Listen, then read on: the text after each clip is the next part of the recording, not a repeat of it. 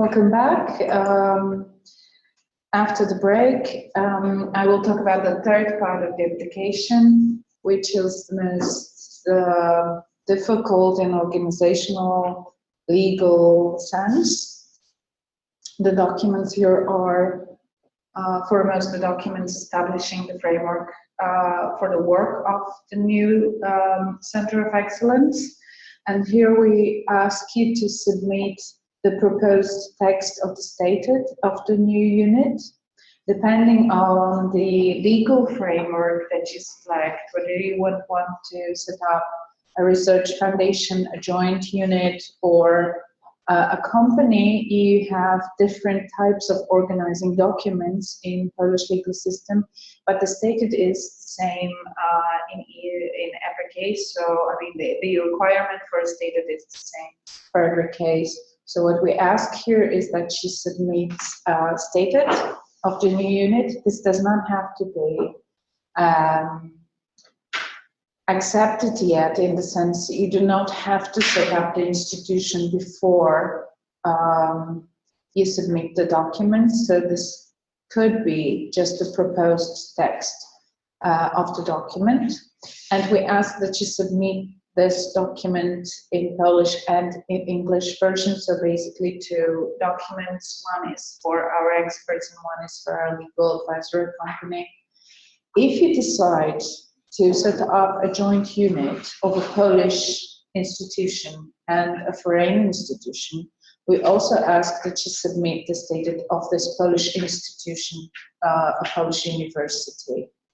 And the second type of document that we ask is the proposed text of the international agreement between the new Center of Excellence that you will set up in course of this program and the institution, the strategic partner institution from abroad. Again, this agreement does not have to be closed before you submit it. It is a proposed text. It could be negotiated later on. In fact, we would suggest that you wait until we make a decision on funding before you close any agreements, because our experts for our legal company might have some recommendations to the text that you provide. This could be negotiated after we decide that we want to fund your project. And a large document, 20 pages, a description of operating methods adopted for the IRAP unit for your Center of Excellence. This is very important because this will show us how you want to structure that institution and whether this institution could be successful in its organizational structure that you propose. I understand we have a question probably to the previous document. If the IRAP unit within the joint unit legal framework, if the IRAP unit is within the joint unit legal framework, then it will not have a separate statute. Please confirm if my understanding is correct. It could have its own stated. It definitely has a document that regulates its policies inside that unit. But in fact, yes, the international agreement in such a case defines the regulations and rules of work of the new institution. But basically, we anyway ask you to accept some form of stated or some form of document. It doesn't have to be named stated. It could be policy of operation or whatever you name it. It could be an attachment to international agreement. It just has to be the document that says how you will structure legally, how you will set up your institution and what main basic rules will be operating in that unit. So legally it might not be stated, but it has to be a document that shows legal regulations inside your unit. Now the 20 pages, yes. Can we regulate these matters in the agreement? Yes, you should actually regulate the most important issues in the agreement, because if you decide that you want to set up a joint unit, it is based on the Act on Higher Education in Poland, and then the Act says that all important regulations have to be defined in the international agreement.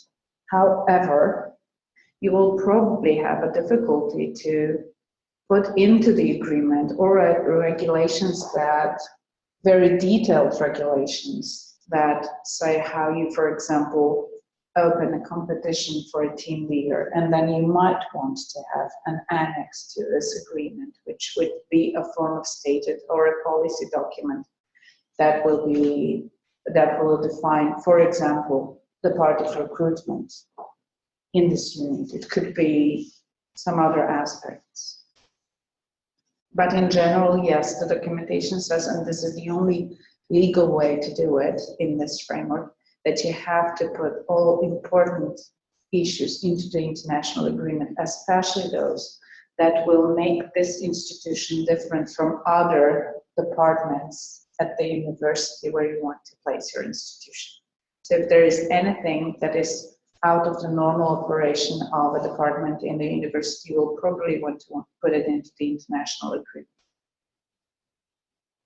Otherwise, the whole Act on Higher Education applies to your unit, and then some of this might be different from what we expect in the documentation of competition. So it is the only way to do it legally and in line with the documentation of competition is to put the important rules and regulations into the international agreement. Okay. The description of operating methods adopted for the IRO. Is there still an issue with that? Yeah. So let's have this question.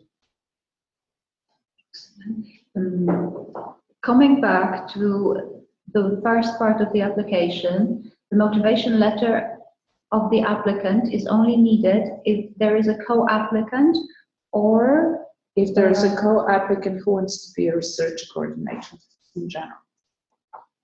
Okay, so the person asking the question is referring to page 12 of the Polish version of the competition documentation. I don't remember what's on page 12, but if it is just a motivation letter, I understand that this only is required if you have the second applicant who wants to be a research coordinator. Only in such a case, this person has to provide us with motivation letter. Does that answer your question?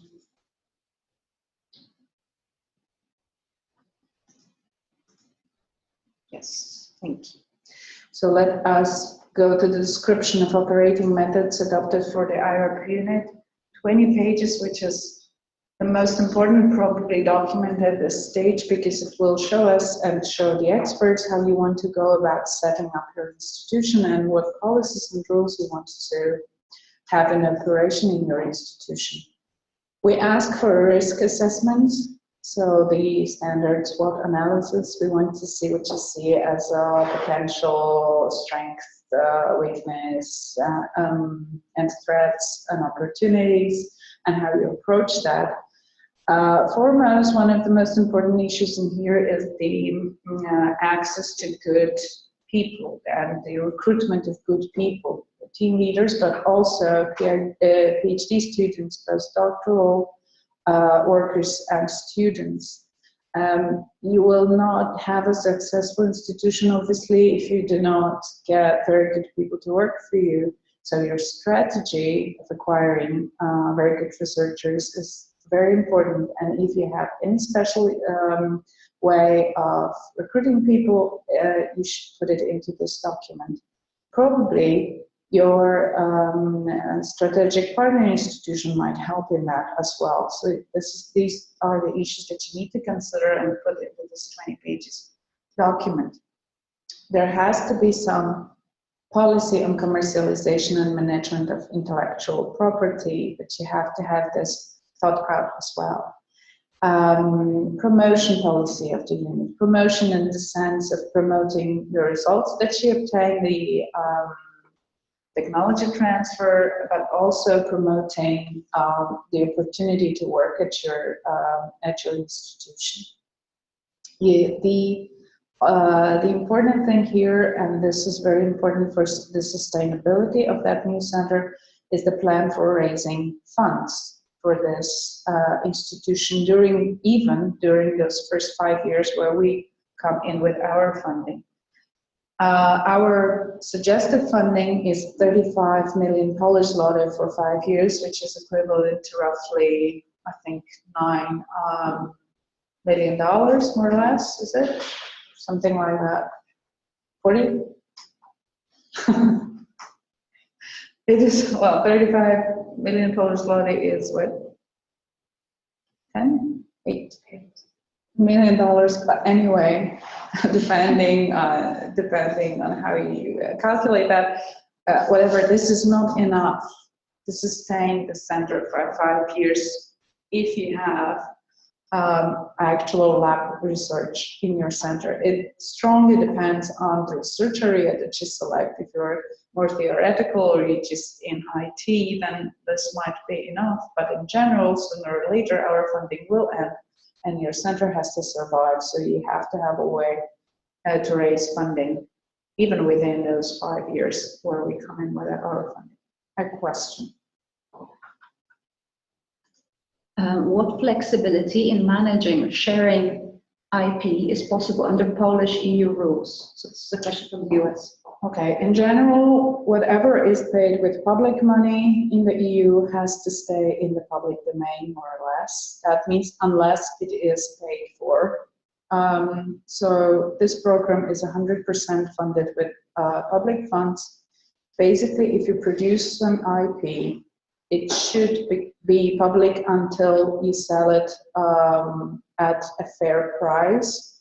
You cannot simply give it to a non-public partner. You cannot sell it at lower price than it should be in the economy. There are several rules telling you how you have to go about it so that you did not give public aid to a company. You basically cannot support with public money one selected specific company unless it pays simply for that intellectual property. It's like goods that were produced with public funding. It has to be sold at a fair price. So I think this is the whole chapter of regulations that we have, but in general, this is roughly the rule. It is public property until it is paid for. Yeah. Does that answer your question?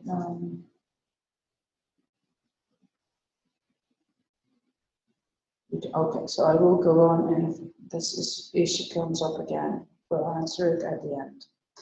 The description of operating methods also has to list the people who agreed to be part of International Scientific Committee of this new center. It should be no less than 9 people, and at least half of these should be scientists working outside Poland. There is another question. Will the International Research Agenda Institution keep the money? How do you keep it? If the IP is sold, yes. Basically, yes. And you have to report your income, basically, but you can use that money for your statutory purposes. You have to use it for, again, for public work, and in this case, this is research at your institution. Another question. Foreign strategic partners must fund their involvement as the funding must stay in Poland, correct? In very general terms, yes. There is no simple way of transferring this money to outside Poland because it is structural funds for Poland. What we can cover is part of project, if part of project is done outside Poland and it is supervised by the employee of this Polish center, then we can cover the cost of this research done outside. You may buy research services as well if it is necessary for your project, and you can buy it wherever it is economically best. So you can sometimes buy those research services in Poland and sometimes outside, but in general, the partner institution should not provide paid services. So in this case, there is no, it is not a consortium in the sense you do not transfer part of the money to your strategic partner institution. I think we can go on. The budget. At this stage, we ask you to provide us with a budget. Again, obviously this is planning for 5 years to come, and you are not sure whom you will recruit as team leaders. So we understand there has to be some flexibility during the project implementation, and we are ready to negotiate the budget at the third stage of evaluation, and also we are open to justify changes to the budget. So if you declare something at this stage of application, it does not mean that we will very strictly stick to it for the next 5 years.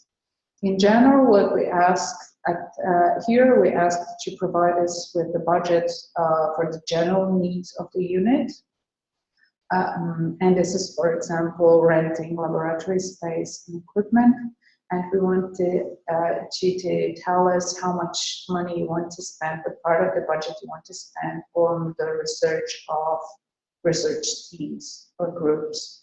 And there is a flat rate costs option. This is 17%. It is not exactly overheads, but this is more or less what you spend on administrative parts. So for employing accountant or whoever you think necessary who is not directly involved in R&D research. The form for the budget, this is in our electronic system. I just made a screen for you to see how complicated it is. Not very complicated. There are 10 columns because we have 6 months reporting period. So if you plan your project for 5 years, you have to divide the budget into 10 reporting periods and plan it in quite general categories. What we also request at this stage is a schedule for 5 years, and the schedule should tell us when you want to actually start your organization and administrative activities, when you will start recruitments, and when in general you plan your recruitments, what your promotional information activities will be, and when you will do that. The schedule, again, is a simple document like this. So you list the tasks or actions in the second column, and then you just tick the reporting periods where you plan an action to take place. And one of the last documents, development plan for the IROP unit after the program funding period. This is a document that tells us whether your center could or your unit could or could not be sustained after our funding period. This is important because we do not see this program as a 5-year project funding. We want these new institutions to survive beyond our funding, and we want them to flourish, and we want them to get more funding from outside our sources, and then acquire new research teams. So what we ask you to tell us is how you will, for example, get money from other sources than our funding, how you will cooperate with the economic sector, what will your foreign partner, strategic partner unit do after these 5 years, and how you will adjust the research agenda, what your procedures are. These are the main topics. If there is anything very specific to your, for example, research area that would be beneficial to your project, and you want to put it in as your strategy for after the period of our funding, this is the place you can put it in. There are also indicators that you have to declare at this stage, and these are quite simple. It's the number of R&D activities, number of people who work at your center, number of research scientific publications, number of filed patent applications. The only advice that we have here is that you should put credible numbers here. because the experts will just check whether it is possible to achieve the numbers that you declare, and B, we will have to check it as well, at least at the end of your project. So just please make sure that you do not exaggerate here. And the last document, the description of the project's impact on sustainable growth.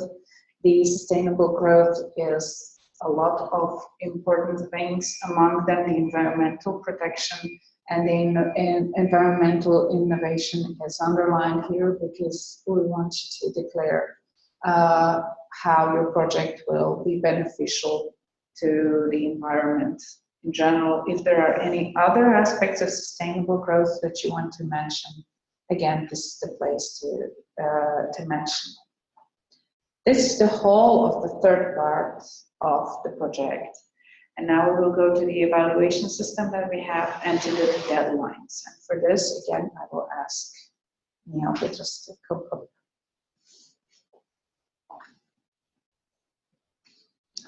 Thank you, Kinga. Evaluation and deadlines. Introducing the second or third part of applications, I've already mentioned that we have this three-step application system and three-step evaluation system in the program. The first panel, which evaluates all the proposals, is called Scientific and Economic Panel of Experts. Scientific and economic because the criteria published in the documentation will refer to science, of course, to the applicant, to the proposed scientific issues, and also to the economic impact. So this economic impact will be evaluated right at the beginning by the panel. So also, perhaps formal requirement, however important requirement, is that it has to be in line with the national smart specialization strategy, which is also in our documentation underlined, and there are several broad areas from the strategy to choose. And to continue, they are pretty obvious, and so we will not comment that now. You will see the requirement, and you will see that is that fits to any applying research. So this panel of experts gives the score for all the proposals, and at least half of the proposals are invited for the second part of the application, and the external peer review system is now operating, meaning that at least 2 or 3 or more people from your discipline will look at this clearly, and using the criteria of science excellence only. There is a question. Can the relevant application forms be emailed to the participants along with the slides used in this presentation? They're on our website. The slides from this... No, forms. Okay. I think, Kinga, you should answer this question, because I'm not sure what to say. Where is the... Sorry, the presentation will be on our website, and it will be emailed to you. And the forms are already on our website because they are almost the same for the previous competition. We will just update the dates, so it will be on our website as well. The third stage of evaluation is the interview with the international panel of experts. And this happens here in the foundation, and the international interdisciplinary panel invites the applicants and their partners to come for the interview here. And the interview is structured in a way that you give at least 1.5 hours for the presentation of the project, of the discussion on the reviews, on scientific economic issues and organizational issues as well. So this main point of this interview is to see the arguments and the comments on the applicants for the review, and discuss the matter of the commitment, matter of vision, and the operational and practical issues. And the third stage of evaluation continues on site. And we, after this interview in the foundation, we go to the places where the project is going to be operated, meeting the local representatives of the university, for instance, or the institutes, who host this new international agenda unit. Deadlines for the applications.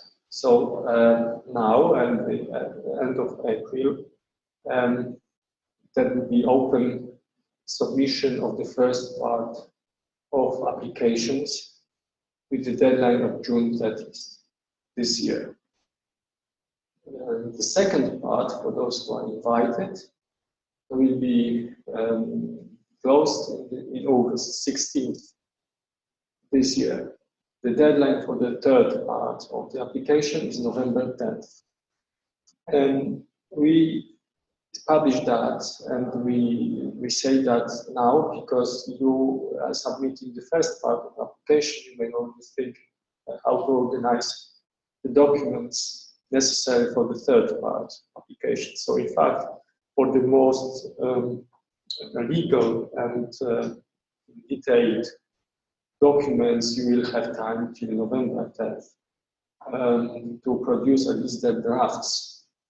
And for the full agenda, you will also have time till August 16th. So, so please consider the planning of the application like that. And we also can mention that the next cut-off date for the first part of application will be December 20th this year, and with the similar intervals for the second and the third part later on. The deadline now is June 30th, and the next deadline for the first part will be December 20th. And probably the international panel of experts will meet here and interview the best proposals in the week of November 30th to December 1st. And the visits on site will be between 11 and 15 of December. And you may envisage the start of your project then from January 2018. And the final comments would be to reference to the competition documentation. This is more legal document and much more detailed information about requirements and operational issues. And our presentations are also for the sake of solicit your questions or further meetings with us. So please feel free and don't hesitate to write to us or ask questions right now, and contact us directly later on. And because we will be here now waiting for questions. If there are questions, we will answer them immediately. For 15 minutes, we will be both of us for 15 minutes waiting for the questions. And from 12 o'clock now, we'll wait another 15 minutes. There are questions. And if there will be no more questions, 12:15, we will disconnect and welcome you to contact us directly in any time. So thank you very much.